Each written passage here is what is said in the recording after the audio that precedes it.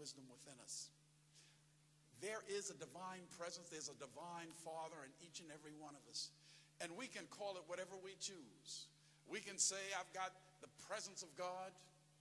I've got the presence of Allah, the presence of Buddha, the presence of Jehovah. I've got the presence of Christ, the presence of Jesus. It doesn't matter what you call it. What is important, what I learned, what is important is we need to remember that we have this divine presence within us. And that is the wisdom. That is the inner voice that I'm referring to here this morning. You see, I had moved from perseverance to foolishness, trying to hold on when that wisdom was telling me, this is not working. This is unhealthy. This is not for you. You cannot force the people in this environment and the conditions to change to meet how you would like for it to be. This is what I continue to learn. Change to meet how you would like for it to be. This is what I continue to learn from this dying to the safe choices. We can continue to live a life either trusting or distrusting this inner voice. We can continue to cling to the familiar expectations, the conventions and reasonable responses, or the familiar responses that we've grown accustomed to, versus listening to what we might consider this sweet madness within us, this sweet madness in our bones. But I'm here to tell you this morning, this sweet madness that we may not understand, that is the wisdom of Spirit trying to guide and direct you into your greater yet to be. That is the wisdom of Spirit saying, it is time to close this chapter on your book of life and step into your greater magnificence. And it is only this presence, it is only this inner voice that knows our way home. Now, I'm here to tell you, I'm not sure it gets any easier to listen to our own wisdom here again. Because on some level, we know that if we listen to that wisdom, our lives will no longer look like they look now. We will have to give up living as we're living to move into something even greater. But the experience has given me what it feels like in dying. It has given me an awareness that one is dying to the old and simply getting ready to be birthed to the new. To cash or crash in one life is simply to recognize and to blossom in another. The question that came up for me as I was preparing this, why does it take so much daring just to be ourselves? And the response, the world so often seems to conspire to have us be like others.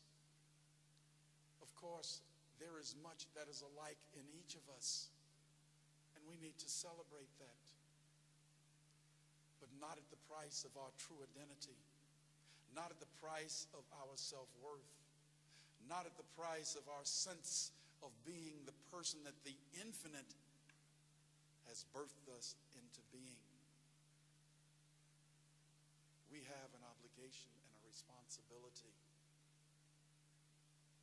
and that is to be the uniqueness that we were created to be. Lily Tomlin, in one of her plays, said, we are all in this thing together by ourselves. Ernest Holmes, the founder of this particular teaching philosophy, said, I shall never again tell myself that I am poor, that I am sick, that I am weak, that I am unhappy. I shall not lie to myself any longer, but shall daily speak the truth to my inner soul, telling it that it is wonderful, that it is absolutely magnificent and marvelous. I shall whisper these things into my soul until it breaks forth into songs of joy with the realization of its limitless personalities. End of quote. The more fully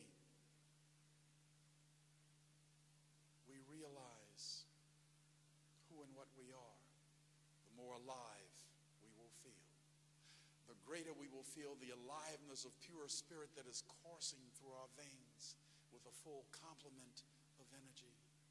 Shakespeare said, "To thine own self be true." To me, he was simply saying, set your own course. Refuse to follow and go along with the crowd. We do not have to follow that path. Recognize that our path is unique. Most of us can remember how we were in high school. And I know for myself, I wanted to be liked and accepted by others. And when the guys started wearing the black leather jackets and collar flipped up, well, gee, I had to have one of those also. And I tended to follow the crowd back then simply because I had not found my own path at that point in time. Some people do have the courage to step out and be themselves. There's a large law firm, Gibson, Dunn, and Crutcher. And a few years ago, they were having this lavish party and dinner in celebration of their 100th year anniversary. And they invited the guest speaker, and she came forth, and as she spoke, she talked about how 35 years ago, she had graduated from Stanford University at the top of her class, and how she had applied at that company for a position as a lawyer. And being a female, the most they offered her was a legal secretary's position. And she thanked them and she refused and she left. And she said she knew she was more than that. And she believed in herself. She said that there was something within her telling her not to accept that she was more than that.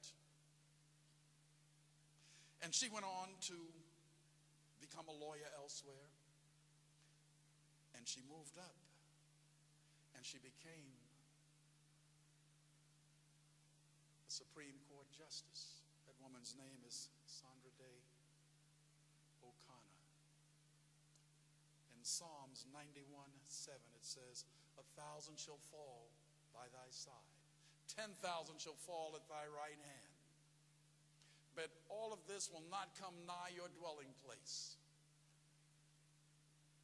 When we truly understand and embrace that, then we can watch to what degree the ordinary mishaps stay outside our experience. The obvious question to me, what is your dwelling place? Where is it? It applies to the individual who dwells in the secret place of the Most High. It's not talking about dwelling in a home or a house or a condo. It's not talking about dwelling in an airplane or a car. It is talking about dwelling in the secret place of the Most High.